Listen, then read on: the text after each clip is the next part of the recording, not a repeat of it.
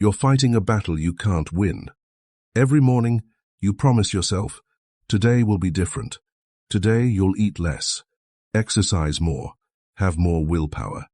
By evening, you've broken every promise, again. You've tried every diet. Keto, paleo, intermittent fasting, calorie counting, meal prepping, Weight Watchers, the cabbage soup diet.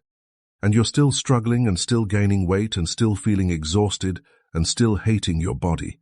Here's what nobody tells you. The problem isn't you. The problem is that you're fighting against your body instead of working with it. In a small village in feudal Japan, there lived a man everyone called Ojiya-san grandfather. He was 90 years old, and he could outwork men half his age. Every morning, he walked 5 miles to his rice fields, worked until midday, walked home, ate his meal, returned to work, and did this every single day. At 90, he ate rice, white rice, not some special health food every single meal. He never counted a calorie in his life, never stepped foot in a gym, never heard of a protein shake or a treadmill. And he remained strong, lean, and healthy until the day he died at 103. How? He followed 10 ancient eating principles that had been passed down through his village for generations. Principles so natural that nobody thought of them as healthy habits. They were just how you lived. And here's what's crazy. Modern science now proves that every single one of these principles actually works. They prevent obesity, diabetes, heart disease, early aging. But they don't work through willpower or restriction. They work because they align with how your body naturally wants to eat and move. Today, you'll learn those exact 10 principles through the story of a young villager who was struggling just like you are now. Exhausted, overweight, fighting his body every day. Until Ojiya-san taught him the village secrets that changed everything. Before we begin, comment below. How many diets have you tried that didn't work? Write the number honestly, because you're about to discover why they all failed. And if you're ready to stop fighting and start living with your body's natural wisdom, subscribe now. This channel teaches authentic Japanese philosophy that actually works. Now, let's begin with the young man who couldn't understand why he was so different from everyone else in the village. Chapter 1. The Struggle. Mountain Village, Autumn 1650. Naoki was 24 years old and completely exhausted. Every morning, he woke up feeling heavy, not just tired heavy, like his body was made of stone instead of flesh. He worked in the rice fields alongside the other villagers, but while they moved with ease, laughing and chatting as they worked, Naoki struggled. His back hurt, his knees ached. His breathing was labored. By midday, he was drenched in sweat and desperate for rest while men twice his age continued working without complaint. And the weight that had slowly accumulated over the past 5 years. His clothes no longer fit. His face had become round and soft. His belly protruded in a way that made him feel ashamed. The worst part? He didn't understand why. He ate what everyone else ate. Rice, vegetables, fish. The same food was consumed by the whole village. So why was he the only young person who looked like this? One afternoon, after finishing work early because he simply couldn't continue, Naoki sat by the village well trying to catch his breath. That's when Ojiya-san approached. Ojiya-san was 90 years old. Everyone knew this because he loved to remind people. 90 springs I've seen, he'd say with pride, and I'll see 20 more if my body agrees. His body seemed to agree. Despite his age, Ojiya-san moved with a lightness that Naoki envied. His back was straight, his steps were steady, his eyes were clear and bright. Naoki-kun, Ojiya-san said, sitting beside him, why do you sit here looking like a man defeated? I'm tired, Oji-san. Always tired. I don't know what's wrong with me. Nothing is wrong with you. You simply haven't learned how to live yet. Naoki looked at him, confused. I'm 24. I've been alive for 24 years. Ah, but living and being alive are different things. Being alive just means your heart is beating. Living means understanding how to nourish and move your body in harmony with nature. I eat the same food as everyone else. Do you? Ojiya-san's eyes sparkled with knowing. Tell me exactly how you eat your evening meal. Chapter 2. The first lesson. Hara Hachi Bu. Naoki thought back to the previous night's dinner. I fill my bowl with rice, add some fish and vegetables, eat until I'm full. Sometimes I go back for more rice, if I'm still hungry. Ah, and how do you feel after this meal? Full, sometimes very full. My stomach feels tight. And then? Then I feel sleepy. I usually lie down and rest. Oji-san nodded slowly. Tell me, Naoki-kun, when you eat until you feel full, how long does it take before your stomach tells your mind, stop, I've had enough? Immediately? I stop when I'm full. No. Think about this carefully. Have you ever eaten until you felt full, and then 20 minutes later felt overfull, like you ate too much? Naoki paused. Actually, yes, that happened almost every meal. He'd finish eating, feel satisfied, then, half an hour later, feel uncomfortably stuffed. That happens to me, he admitted. Of course it does. It happens to everyone who eats until they're full. Do you know why? Naoki shook his head. Your stomach and your mind don't talk to each other instantly. There's a delay, about 20 minutes. So when you eat until you feel full, you've actually eaten too much. Your stomach knew it 20 minutes ago, but your mind is only finding out now. Wait, that actually made sense. Naoki had never thought about it this way before. In Okinawa, the islands far to the south, people live longer than anywhere else in Japan. Do you know their secret? Special food? No. A simple phrase, Hara Hachi Bu. It means belly 80%. They eat until their stomach feels about 80% full, then they stop. But wouldn't they still be hungry? That's what everyone thinks. But here's the secret. If you stop at 80% and wait 20 minutes, you discover you're actually perfectly satisfied. You ate exactly the right amount. Naoki looked skeptical. How do you know when you're at 80%?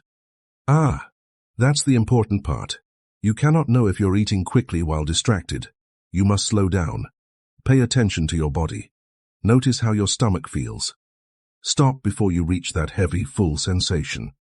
But that would mean eating less. No, it means eating the right amount. Every night, you eat until you're overfull. Over months and years, those extra mouthfuls add up to thousands of extra calories your body doesn't need. That's where your extra weight comes from, not from eating rice, from eating too much rice.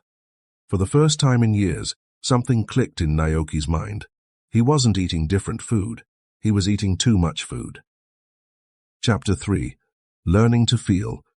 That evening, Naoki tried Ojiya-san's teaching. He served himself rice as usual, but instead of eating quickly while thinking about his work, he slowed down, paid attention, noticed how each bite felt. Halfway through his normal portion, something strange happened. His stomach sent a gentle signal. This is nice. I'm starting to feel satisfied. But he wasn't full, not even close to the stuffed feeling he usually aimed for. This must be the 80%, he thought. He stopped eating, put down his chopsticks, sat with the sensation. His mind immediately protested, You're still hungry. There's more food. Don't waste it. You'll be hungry later. But Naoki waited. 20 minutes. Just like Oji-san said. And something amazing happened. The feeling of not quite full transformed into perfectly satisfied. His stomach felt comfortable, light, not stuffed, not hungry, just right. He couldn't remember the last time a meal had felt this way. The next morning, he woke up feeling different. Not lighter, he hadn't lost weight overnight, but less heavy. His stomach wasn't bloated from last night's overeating. He actually felt hungry for breakfast. When had he last felt truly hungry in the morning? He found Ojiya-san tending his garden.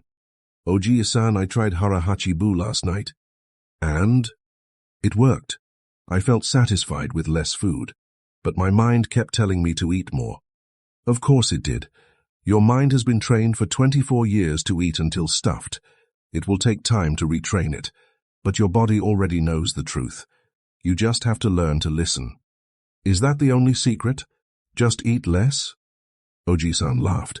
If it were that simple, Everyone would do it. No, there are many more principles, and they all work together. Come, walk with me to the village. I'll teach you the second lesson.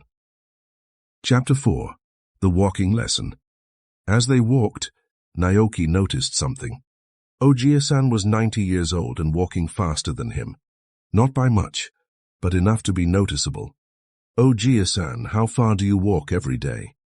To the fields and back, to the village and back, to visit friends, to the shrine. Maybe 5 or 6 miles? I don't count. 5 or 6 miles? At your age? At my age? Oji-san smiled. Naoki-kun, I've been walking this much since I was a boy. My body doesn't know how to live any other way. They passed a younger man riding a horse to the fields. See that? Oji-san pointed. He saves his legs, uses the horse. Very convenient, but his legs grow weak from lack of use. Convenience is the enemy of health. But walking isn't exercise. Exactly, that's the secret. In the West, I hear they have special buildings where people go to run on wooden machines that go nowhere. They call it exercise, and they do it for 1 hour, then sit the rest of the day. Naoki had never heard of such a strange practice. Our bodies were made to walk, not to run on machines, not to sit all day, then do violent movements for 1 hour, but to walk, gently, constantly, throughout the day. Ojiya-san gestured to the village around them. Everyone was moving, walking to the well, walking to the fields, walking to visit neighbors, children playing, which was just walking with joy. You think about exercise as something separate from life, something hard, something you must force yourself to do. But walking is just living. How many steps do you think you take each day, Oji-san? I don't know. Thousands? Your body doesn't count steps. It just moves because there are places to go and things to do. For the next week, Naoki started paying attention to his movement. He realized he'd been finding ways to move less, taking the shortest paths, sitting whenever possible, saving his energy. But saving energy for what? To sit more? He started walking the long way to the fields, taking stairs instead of easy paths, standing while talking instead of always sitting. Nothing dramatic, just moving more, like everyone else in the village had been doing all along. Chapter 5. The Meal Structure. 2 weeks later, Oji-san invited Naoki to dinner. When Naoki arrived, he was surprised by how the meal was presented. Instead of one large bowl with everything mixed, there were many small dishes. Each had its own portion of something different. A small bowl of rice, a small bowl of miso soup, a small plate with simmered vegetables, another small plate with grilled fish, a tiny dish of pickled radish. This is Ichiju Sansai, Oji-san explained. 1 soup, 3 sides. This is how a proper meal should be arranged. But it's so much work. Wouldn't it be easier to just put everything in one bowl? Easier, yes. Better, no. Watch what happens when you eat this way. They began eating. Naoki started with the soup, warm, savory miso that filled his mouth with rich flavor. Then, a bite of rice. Then, some fish. Then, vegetables. Then back to soup. Each small dish offered a completely different taste and texture. His mind felt entertained, satisfied, like he was experiencing a feast, even though each portion was actually quite small. By the time he'd worked through all the small dishes, he felt completely satisfied, yet he'd eaten less than he normally would from one large bowl. Do you see? Oji-san asked. Your mind feels like it has eaten many different things. It feels abundant, but the total amount is actually moderate. And the soup? Ah, yes. The soup fills your stomach with warm liquid before you eat the heavier foods. This helps you feel full sooner. Plus, soup is mostly water, very filling, very few calories. Naoki understood. It wasn't magic. It was psychology. Small portions arranged beautifully made him feel like he was eating more than he actually was. You could eat your own food this way, Naoki-kun. You don't need special Japanese ingredients. Just serve your meal as several small dishes instead of one large plate. Include a soup. Make sure vegetables appear in more than one dish. Let your eyes see abundance even as you eat moderation. Chapter 6. The Vegetable Wisdom. The next lesson came when Naoki visited Ojiya-san's garden. The old man was harvesting daikon radish, carefully pulling the long white roots from the earth. "Naoki-kun, how many vegetables do you eat each day?" "I don't know. Some. Whatever is served with the meal. In the old wisdom, they say a person should eat at least 350 grams of vegetables daily. That's about this much." He held up 2 large daikons. "Every single day. That's a lot of vegetables. Only if vegetables are boring. Only if they're tasteless. But vegetables prepared with care, they become something you actually want to eat." Over the next hour, Oji-san taught Naoki how to prepare vegetables in ways that brought out their natural flavors. Daikon simmered in seasoned broth until it absorbed deep, savory flavors. Leafy greens dressed with sesame and soy. Quick pickled cucumbers that were crunchy and bright. Vegetables are roasted until their sugars caramelize. In the West, I hear they boil vegetables until they're soft and tasteless, then force themselves to eat them because they're healthy. This is suffering. No wonder they don't eat enough. Naoki tasted the simmered daikon. It was actually delicious, rich, complex. He wanted to eat more. The secret is treating vegetables with the same respect you give to fish or meat. They're not an afterthought. They're the foundation of the meal. But why so many vegetables? Think about it, Naoki-kun. Vegetables fill your stomach with very few calories. They provide fiber that helps digestion. They make you feel full, but they don't make you fat. So if half my plate is vegetables, then there's less room for rice and heavier foods. You feel satisfied. Your stomach is full, but you've eaten fewer calories than if you'd filled that space with more rice or meat. It was brilliant. Not restriction, just displacement. Fill up on the good stuff, and there's naturally less room for the rest. Chapter 7. The Social Truth. One evening, Naoki ate dinner with his family. His mother served him a large portion of rice. Out of habit and politeness, he started to eat it all. But then he remembered Hara Hachi Bu. He was getting close to 80% full. The rest of the rice would push him into uncomfortable fullness. He stopped eating, left rice in his bowl. His mother looked concerned. "Naoki, you didn't finish. Are you feeling ill?" "No, mother. I'm full. Satisfied. This is enough." His father frowned. "We don't waste food in this house. Finish your portion." And there it was, the social pressure that Oji-san had warned him about. "Father, putting excess food into a body that doesn't need it is also a waste. The food doesn't help me when it becomes extra weight."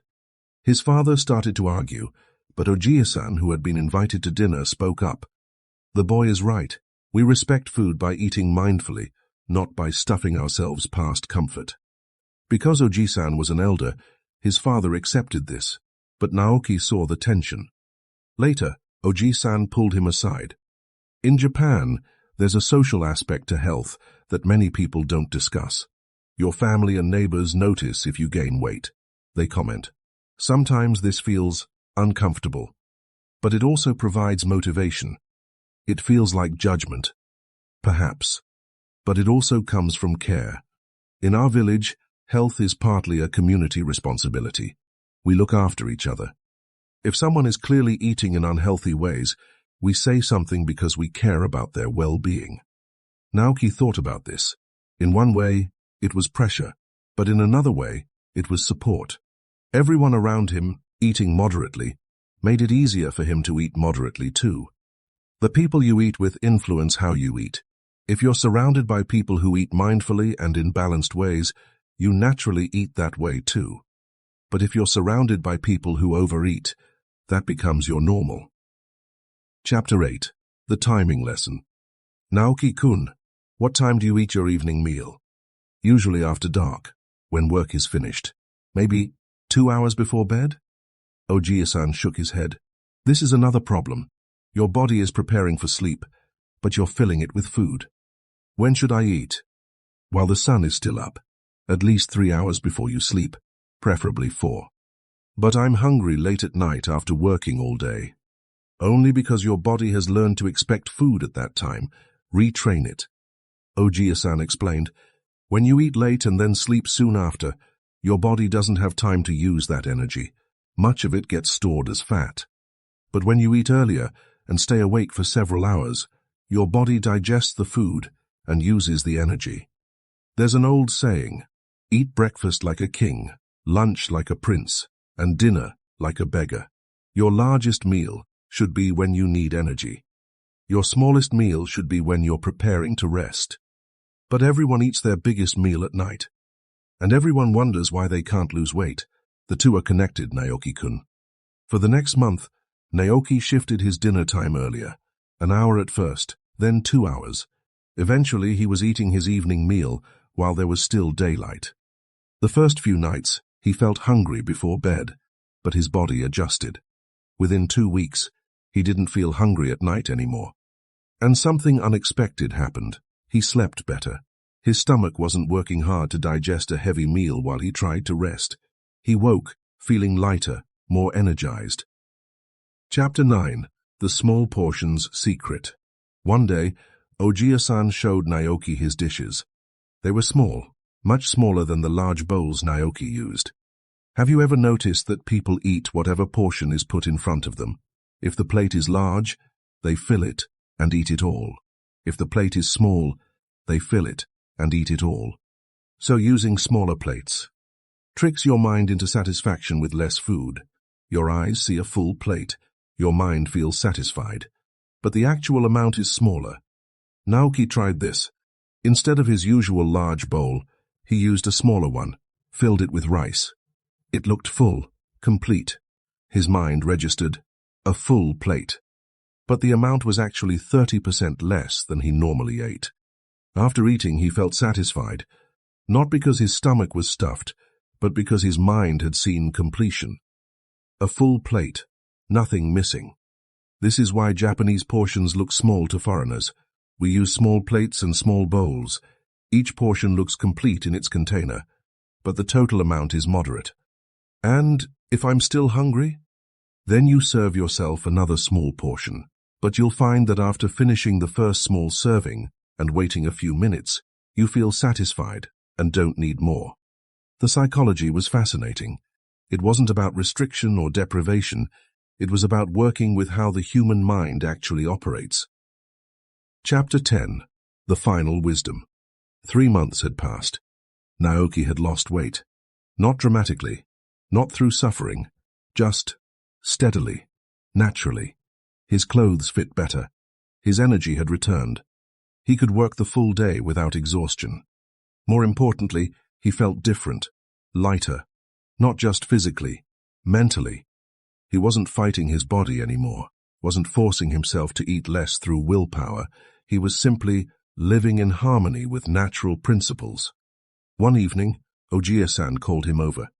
Naoki-kun, do you remember when you asked me if there was one single secret to staying healthy? Yes. And I said there were 10 principles? Naoki nodded. Here is the truth. The principles are not separate. They all work together. Eating to 80% full only works if you're paying attention, which means eating slowly. Small portions only work if the food is satisfying, which means preparing vegetables well and eating varied meals.